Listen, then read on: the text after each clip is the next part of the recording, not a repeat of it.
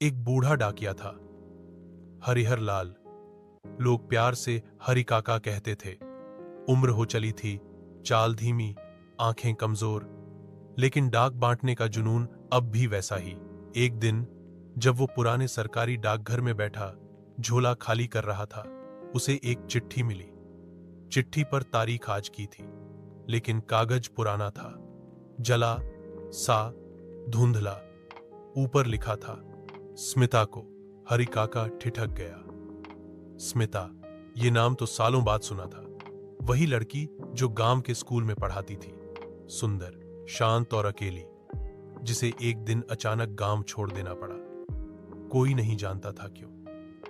कुछ कहते थे मां की मौत का गम, कुछ कहते थे कोई राज, लेकिन अब स्मिता यहां नहीं रहती थी।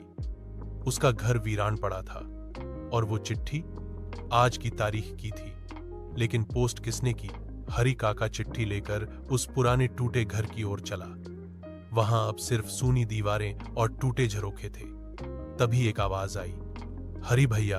पीछे मुड़ी एक बूढ़ी औरत, स्मिता की मौसी, कांपती आवाज में बोली, ये चिट्ठी उसकी मां ने लिखी थी, मरने से पहले, लेकिन हमने डर के मारे कभी पोस्ट नहीं की। हरि काका का दिल भारी हो गया। इतने सालों तक एक बेटी अपनी मां की आखिरी बातों से अनजान रही। वो चिट्ठी जो उसकी जिंदगी बदल सकती थी, कहीं धूल खा रही थी।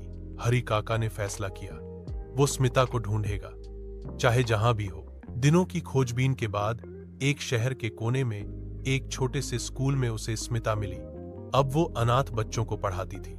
हरि काका ने वो चिट्ठी चुपचाप उसके हाथ में रख दी। स्मिता ने कांपते हाथों से लिफाफा खोला। भीतर से एक जला सा कागज निकला और मां की लिखी आखिरी लाइनें, बिटिया, तू मुझसे नाराज है, जानती हूं, लेकिन मैंने तुझसे सबसे ज्यादा प्यार किया है। अगर दूसरा जन्म मिला तो तुझे फिर से अपनी बेटी बनाना चाहूंगी। स्मिता फूट फूट कर रो पड़ी। हरि काका की आंखें भीग गईं। कभी कभी एक चिट्ठी वक्त पर न पहुंचे तो जिंदगी अधूरी रह जाती है।